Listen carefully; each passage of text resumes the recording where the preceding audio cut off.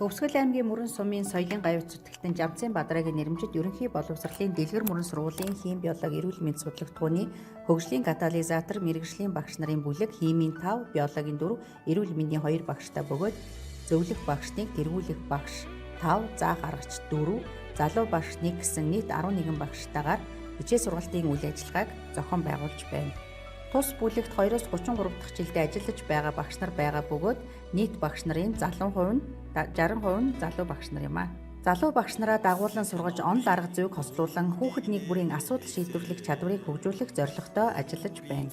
Мэргэжлийн багш нарын бүлгийн залуу багш нарт тулгамдж буй асуудал нь онол арга зүй байна гэж үзээд энэхүү асуудлыг шийдвэрлэхийн тулд бүлгийн багш бүрийг үргэлжлүүлэн төлөвлөгөөг онол арга зүй гэсэн 2 чиглэлээр боловсруулж ажиллагааг зохион байгуулж байна. За үүнд нэгдүгээрт онолын мэдлэгийг дээшлүүлэхээр чиглүүлэгч багш нарын үйл ажиллагааны хүрээнд агсан шатны онолын хичээлийг чадвар туршлагатай багш нараар зохион байгуулж 7 хоног бүрийн даваа гарагт хичээл сургалтын үйл ажиллагааг явуулж ирсэн. Хоёрдугаарт арга зүйг сайжруулах чиглэлээр удирдалд 1 удаа хичээлийн судалгааг хамтран хийж зохион байгуулж залуу багш нараараа удирдуулан хичээлийг сайжруулах замаар багшийн арга зүйг дэмжин ажилладаг.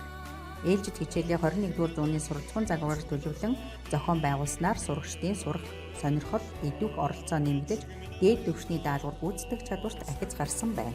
Хөтөлбөрийг сайн боловсруулж байгаа сайн арга зүйгээр сайн хичээлийг зохион байгуулж чадсанаар мэргэжлийн багш нарын бүлэгт дараах ахиц өөрчлөлтүүд илэрч байна.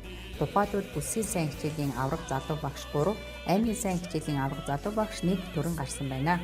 Ээлжид хичээлийн бэлтгэл төлөвлөлт чанартай зохион байгуулснаар сурагчдын асуудал шийдвэрлэх чадвар хөгжиж, өөрсдийн сонирхол ур чадвараар хим биологийн хичээлээр цахим болон биет бүтээлийн гаргасан амжилттай.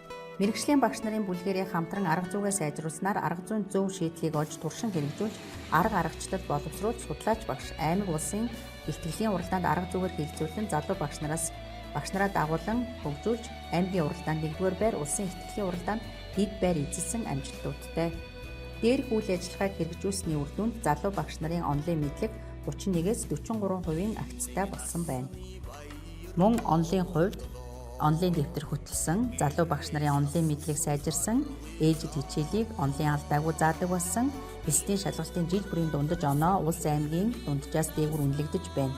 Бүлэг сэдэв бүрээр болон нэгдсэн агуулгаар эслийн шалгалтын даалгаврын сан бүрдсэн, улсын олимпиадын авраг багшныг, улсын олимпиадын медальт багшныг, аймгийн олимпиадын алтан мөнх хүрэлт медальт багш 7 төрөн гарсан байна.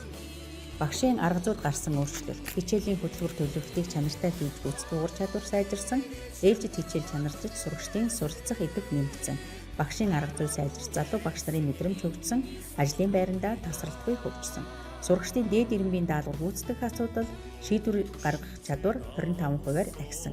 Шинэ багш, шинэ арга зүй, шинэ аргачлалыг хамтран боловсруулж үр дүнд хүрсэн мэдлэг захим сургуулийн багш 2, нөөцийн багш 4. Багшийн гүйцэтгэлийн үнэлгээ 1-ээс 2-р индексээр 100% үнэлэгдсэн.